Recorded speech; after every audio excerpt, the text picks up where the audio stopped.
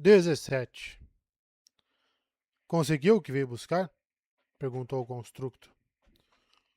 O nível Quang, ponto 11, estava preenchendo a grade entre si mesmo e o ICE da TA, com traços hipnoticamente intrincados de arco-íris, grades finas como cristais de gelo em uma vidraça no inverno. O Intermute matou Armitage. Atirou ele para fora num bote salva-vidas com a escotilha aberta. Puta que merda, disse o Flatline. Mas vocês não eram exatamente amigos do peito, eram? Ele sabia como anular os saquinhos das toxinas. Então, o Intermute também sabe. Pode contar com isso. Não confio exatamente que o Intermute vai me dar isso de mão beijada. A apavorante aproximação de gargalhada do construto raspou os nervos de Casey como uma lâmina de sem fio. Talvez isso signifique que você está ficando esperto. Ele acionou a chave de Sinstin. 6 horas, 27 minutos e 52 segundos pelo chip em seu nervo óptico. Casey seguira o avanço dela pela Vila Straylight por mais de uma hora, deixando que o análogo de endorfina que ela havia tomado aliviasse sua ressaca. A dor na perna havia desaparecido. Ela parecia estar andando dentro de uma banheira quente. O robô Brown estava empoleirado no seu ombro, seus minúsculos manipuladores, como clipes cirúrgicos almofadados, presos no policarbono do traje moderno. Ali as paredes eram de aço puro, com listras marrons de epóxi onde algum tipo de cobertura havia sido arrancada. Ela estava escondida da equipe de trabalho, agachada, a pistola de dardos nas mãos, seu traje cinza metálico, enquanto os dois africanos magos e seu carrinho de pneus de desenho animado passavam. Os homens tinham cabeças raspadas e vestiam macacões laranja. Um deles estava cantando baixinho para si mesmo, em um idioma que Casey nunca havia ouvido. Os tons e a melodia alienígenas e assustadores. O discurso da cabeça, o ensaio de Turgeon sobre Straylight, voltou à sua memória enquanto ela avançava mais no labirinto que era aquele lugar. Straylight era louca.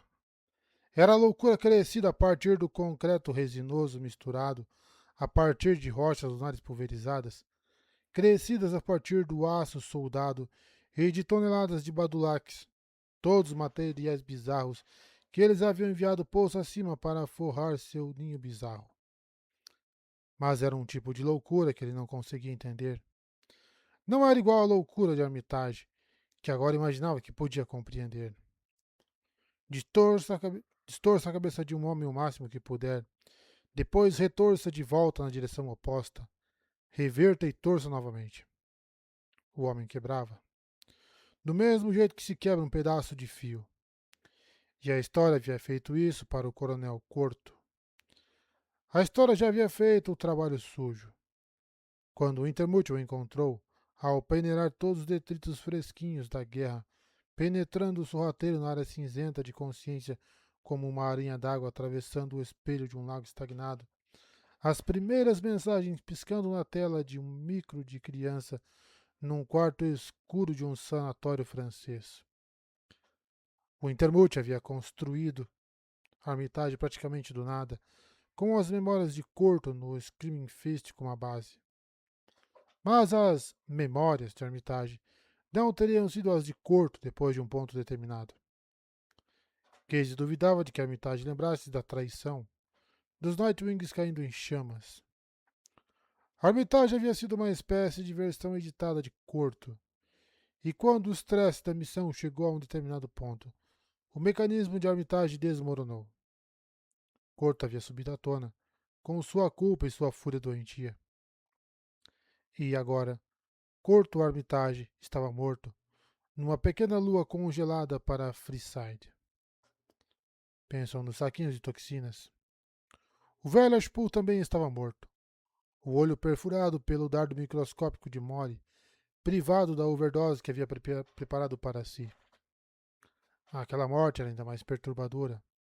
A de Ashpool. A morte de um rei louco. E ele havia matado a boneca que chamava de filha, aquela que tinha o rosto de Jane. Casey tinha a sensação, enquanto cavalgava o input sensorial transmitido de Molly pelos corredores da Straylight, que ele nunca havia realmente pensado em alguém como Ashpool. Qualquer um tão poderoso quanto ele imaginava que Ashpool havia sido, como sendo humano. Poder, no mundo de Casey, significava poder corporativo. As Zaibatsus, as multinacionais que davam forma ao curso da história humana, haviam transcendido antigas barreiras. Vistas como organismos, haviam adquirido uma espécie de imortalidade. Não se podia matar uma Zaibatsu assassinando uma dezena de executivos principais. Havia outros esperando para subir de nível, a assumir os cargos vagos, a acessar os vastos bancos de memória corporativa. Mas até Sierra Ashpool não era assim, e ele sentiu a diferença na morte de seu fundador. A TA era um atavismo, um clã. Ele se lembrava do lixo na câmara do velho, a humanidade suja, as lombadas rasgadas de velhos discos de áudio em suas capas de papel. Um pé descalço, outro num chinelo de veludo. O Brown puxou o capuz do traje moderno e Molly virou à esquerda, passando por baixo de outro arco. O Intermute e o Ninho. Uma visão fóbica das vespas nascendo, a metralhadora de lapso de tempo da biologia. Mas as Aibatos não eram mais ou menos assim. Ou a Yakuza, colmeias, com memórias cibernéticas, DNA codificado em silício. Se a Straylight era uma expressão da identidade corporativa da Tessiera Spool, então a TA era louca como o velho fora. O mesmo emaranhado apodrecido de medos, o mesmo estranho senso de falta de objetivo. Se eles tivessem se tornado o que desejavam ter sido, lembrou de Molly ter dito. Mas o Intermult respondera que isso não havia acontecido.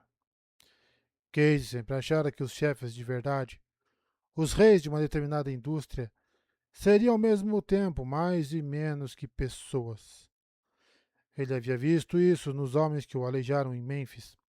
Vira o Age afetar a aparência dessa atitude em Night City, e isso lhe permitirá aceitar a neutralidade e a falta de emoções de amizade. Ele sempre imaginou isso como uma acomodação gradual e voluntária da máquina, do sistema, do organismo mãe. Era a raiz do cool das ruas, aquela postura conhecida que implicava conexões, linhas invisíveis que levavam até níveis ocultos de influência. Mas o que estava acontecendo agora, nos corredores da Vila Straylight? Trechos inteiros estavam sendo despidos de volta à estrutura nua do aço e concreto. Onde será que Peter está agora, hein? Talvez a gente veja aquele garoto daqui a pouco, ela murmurou. E Armitage? Cadê ele, Casey? Morto, ele disse, sabendo que ela não podia ouvi-lo. Ele está morto. Flipou. O programa chinês estava cara a cara com o ICE-alvo, tons de arco-íris sendo gradualmente dominados pelo verde do retângulo que representava os núcleos da TA. Arcos de esmeralda atravessando o vácuo incolor. Como é que tá aí, Dixie? Legal, cabuloso demais. Esse negócio é fantástico. Devia ter tido um desses lá em Singapura. Fiz o New Bank of Asia, velho de guerra, por um bom quinto do que eles valiam. Mas já foi. Essa coisinha aqui compensa tudo. Aí você fica pensando como seria uma guerra de verdade. Se esse tipo de merda estivesse nas ruas, nós estaríamos desempregados, disse Casey. Só porque você quer. Espera você pilotar essa coisa lá para cima através do Black ICE. Falou. Alguma coisa pequena e decididamente não geométrica havia acabado de aparecer na extremidade oposta de um dos arcos esmeralda. Dixie. Tá, tô vendo. Só não sei se acredito. Um ponto marrom. Uma pulga contra a parede verde dos núcleos da TA. Ela começou a avançar, atravessando a ponte construída pelo nível Quang, ponto 11, e Casey viu que aquilo estava andando. À medida que avançava, a ascensão verde do arco se estendia, o policromo do vírus voltando, a alguns passos adiante dos sapatos pretos velhos. Uma coisa tem que admitir, chefia, disse Flatline, quando a figura baixinha amarrotada do finlandês parecia estar a poucos metros de distância. Nunca vi nada tão engraçado quando eu era vivo. Mas a risada assustadora não veio. Eu nunca havia tentado isso antes, disse o finlandês, mostrando os dentes, as mãos enfiadas nos bolsos do paletó esfiapado. Você matou a Armitage, disse Casey. Corto. É, a Armitage já tinha morrido. Eu tive que fazer aquilo. Eu sei, você quer a enzima. Ok, sem crise. Fui eu quem a deu pro Armitage em primeiro lugar. Quero dizer, fui eu quem disse a ele o que usar. Mas acho que talvez seja melhor deixar o acordo continuar valendo. Você tem tempo suficiente. Eu vou dá-la para você. Só mais umas 2 horas agora, certo?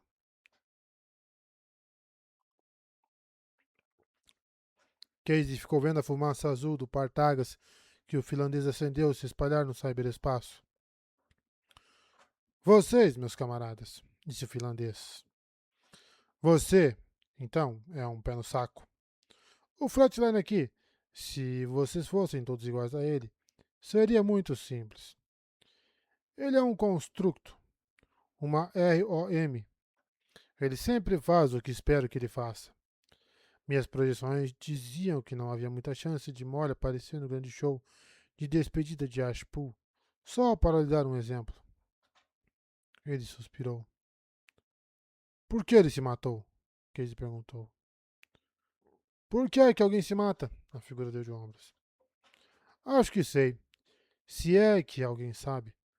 Mas levaria 12 horas para explicar os diversos fatores em seu histórico e como eles se interrelacionam. Ele já estava preparado para fazer isso há muito tempo, mas vivia voltando para o freezer. Meu Jesus, ele era um velho chato de merda. O rosto do finlandês ficou crispado de nojo. Está tudo ligado ao motivo pelo qual ele matou sua esposa, principalmente se você quiser a razão resumida. Mas o que o fez passar do limite definitivamente? A pequena Turjane descobriu um jeito de mexer com o programa que controlava o sistema criogênico dele. Sutil também. Então, basicamente, ela o matou. Só que ele achou que havia se matado, e sua amiguinha, o anjo vingador, acha que o pegou com um olho cheio de suco de molusco. O finlandês deu um pitaco na bituca do cigarro e o jogou na matriz lá embaixo. Bom, na verdade, acho que dei a ter Jane uma dica ou outra. Um pouco do velho jeito de, entende? Wintermute, disse Case, escolhendo as palavras com cuidado. Você me disse que era apenas parte de alguma coisa a mais. Depois, você disse que não existiria se a incursão funcionar. E Molly colocar a palavra no slot certo. O crânio estilizado do finlandês fez um gesto afirmativo com a cabeça. Ok, então. Ok. Então com quem a gente vai estar lidando depois?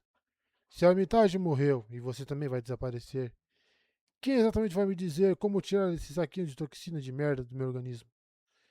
Quem é que vai tirar Molly lá de dentro? Quero dizer, onde, exatamente, onde os nossos rabos vão estar se a gente cortar você do circuito? O finlandês tirou um palito de madeira do bolso e ficou olhando atentamente para ele, como um cirurgião examinando um bisturi. Boa pergunta, ele disse por fim. Sabe salmão? Um tipo de peixe? Esses peixes têm uma compulsão para nadar contra a corrente. Entendeu? Não, respondeu Casey. Bom, eu também tenho uma compulsão. E não sei porquê.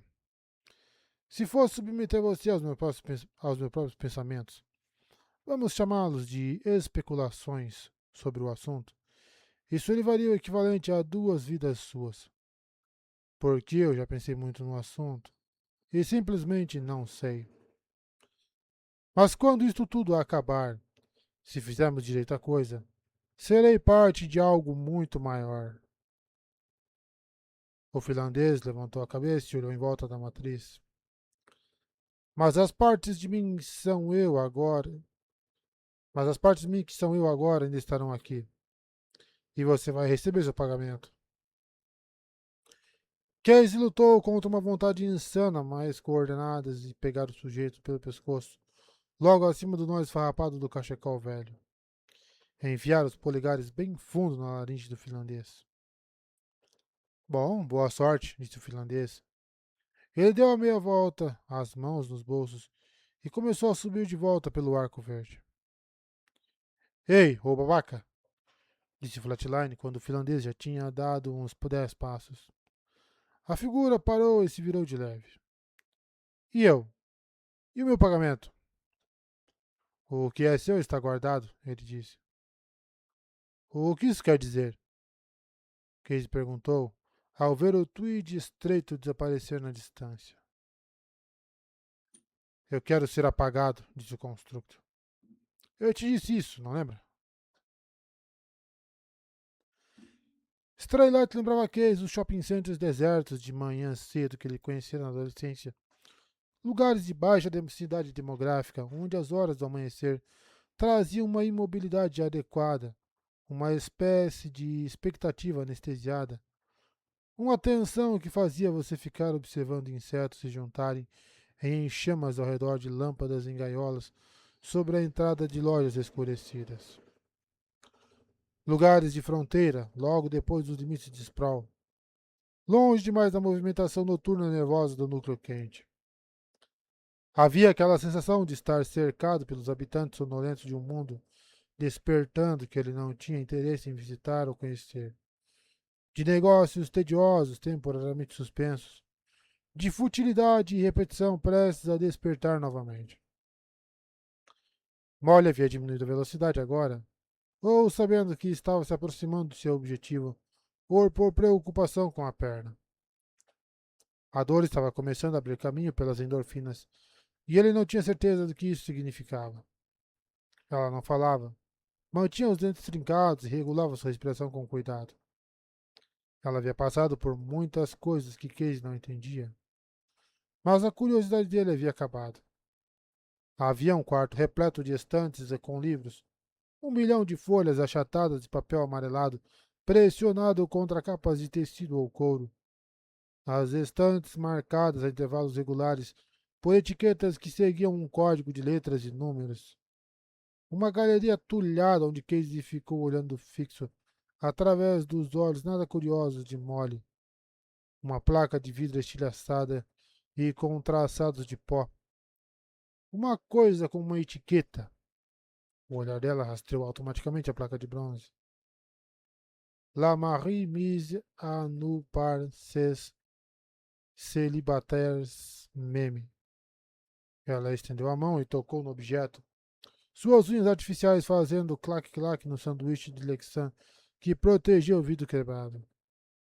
Havia também o que, obviamente, era a entrada para o complexo criogênico da Tessiera Spool.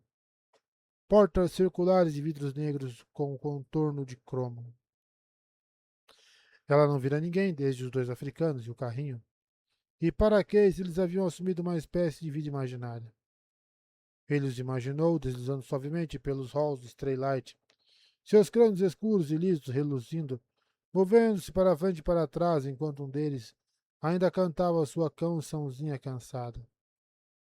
E nada disso tinha a ver com a vila Straylight que ele tinha inspirado.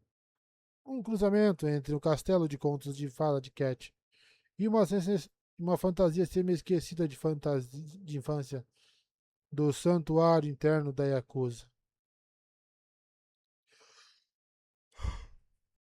7 horas, 2 minutos e 18 segundos. Casey, ela disse, quero te pedir um favor.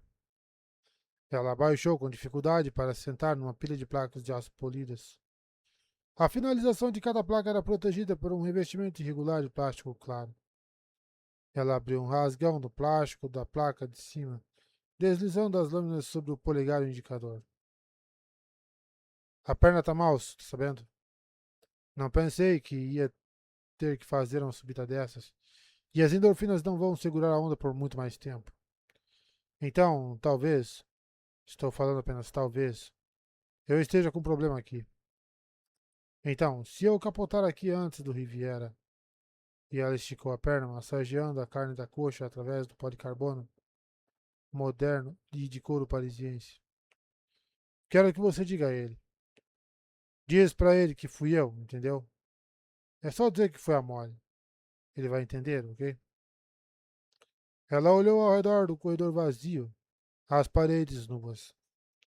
Ali, o piso era de concreto lunar, era de concreto lunar cru, e o ar tinha cheiro de resina. Merda, cara. Nem sei se você tá ouvindo. Case! Ela fez uma careta de dor, levantou-se, fez que sim com a cabeça. O que ele te disse, cara? O Wintermute. Ele te falou da Marie-France. Ela era metade Testier, a mãe genética de Turjane. E daquela boneca morta do Ashpool, acho. Não consigo entender por que ele me contou isso. Ali naquele cubículo, um monte de coisa. Por que ele apareceu como um finlandês ou alguém? Ele me contou isso. Não é só uma máscara. É que ele usa perfis de gente de verdade como válvulas. Ele se prepara para se comunicar conosco. Chamou isso gabarito. Modelo de personalidade. Ela sacou a pistola de dardos e saiu mancando o corredor afora. O aço nu e o epóxi escabroso acabaram abruptamente, substituídos pelo que Casey no começo pensou ser um túnel tosco, aberto na rocha sólida a explosivos. Molly examinou sua borda e viu que, na verdade, o aço era recoberto por uma camada de painéis de alguma coisa que parecia pedra fria. Ela se ajoelhou e tocou a areia escura espalhada pelo piso de imitação do túnel. Parecia areia, fresca. Mas quando passou o dedo, o material se fechou como um fluido devido à superfície intocada. A cerca de 10 metros adiante, o túnel fazia uma curva. Uma luz amarela forte lançava sombras bem recortadas sobre as seções de pseudo-pedra das paredes.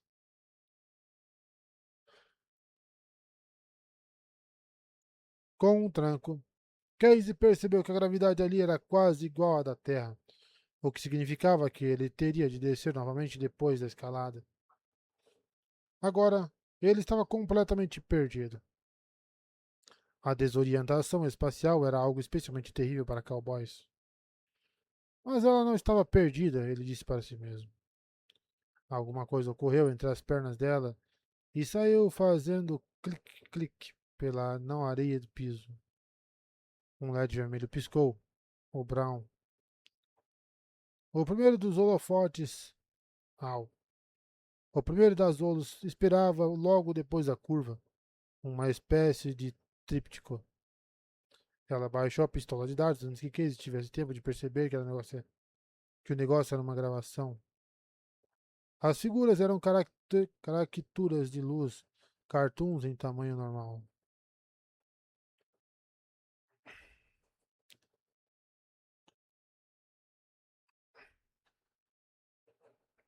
Molly, Armitage e Casey. Os seios de Molly eram grandes demais, visíveis através de uma blusa de malha preta por baixo de uma jaqueta pesada de couro. Sua cintura era impossivelmente estreita. Lentes prateadas cobriam metade do seu rosto. Ela segurava uma arma absurdamente elaborada, um formato de pistola quase perdida por baixo de uma infinidade de miras, silenciadores, luzes piscando. As suas pernas estavam abertas, a pelve projetada para a frente, sua boca fixa num sorriso de crueldade idiota.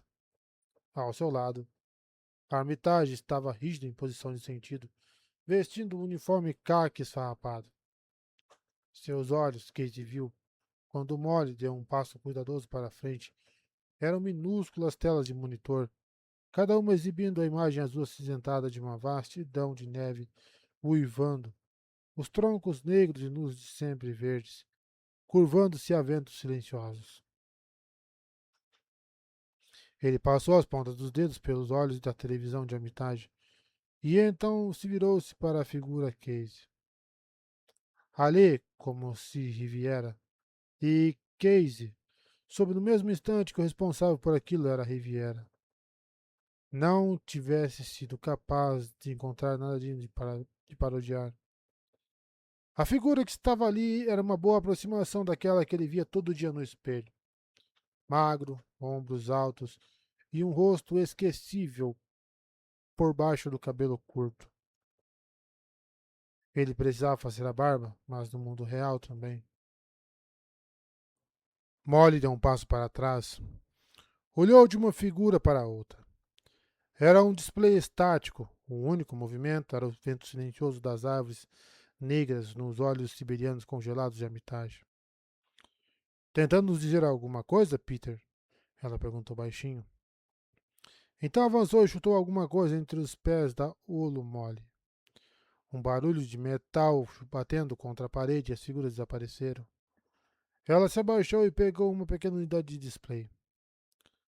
Acho que ele consegue se plugar nessas coisas e programá-las diretamente, ele disse, jogando o aparelho de lado.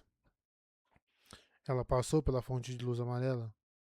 Um globo incandescente arcaico embutido na parede, protegido por uma esfera enferrujada de grades de expansão. O estilo do suporte improvisado sugeria de algum modo, feito por uma criança. Ele se lembrou das fortalezas que havia construído com outras crianças em telhados e subsolo de prédios inundados. O esconderijo de uma semana, o esconderijo de uma criança rica, ele pensou. Aquele tipo de tosqueira custava caro. O que eles chamavam atmosfera. Ele passou por mais uma dezena de hologramas antes de chegar à entrada dos apartamentos de Terjane. Um deles descrevia a coisa sem olhos no beco atrás do bazar das especiarias, ao se rasgar e se libertar do corpo estilhaçado de Riviera. Diversos outros eram cenas de tortura. Os inquisidores de sempre. Os inquisidores sempre oficiais militares, e as vítimas invariavelmente mulheres jovens. Esses tinham a terrível intensidade do show de Riviera no 20e Ciclé, como se tivessem sido congelados no flash azul do orgasmo. Molly desviou o olhar ao passar por eles. O último era pequeno e meio escuro, como se fosse uma imagem que Riviera tivesse tido, apesar. Opa!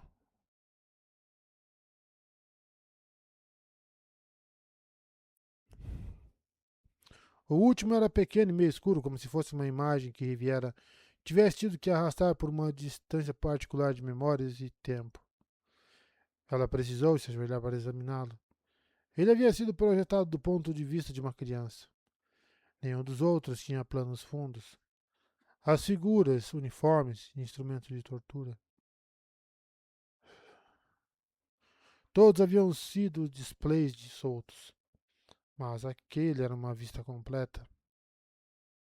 Uma onda escura de destroços se erguia contra um céu sem cor. Além de sua crista, os esqueletos brancos e semi-derretidos das torres da cidade. A onda de destroços tinha a textura de uma grande. Opa!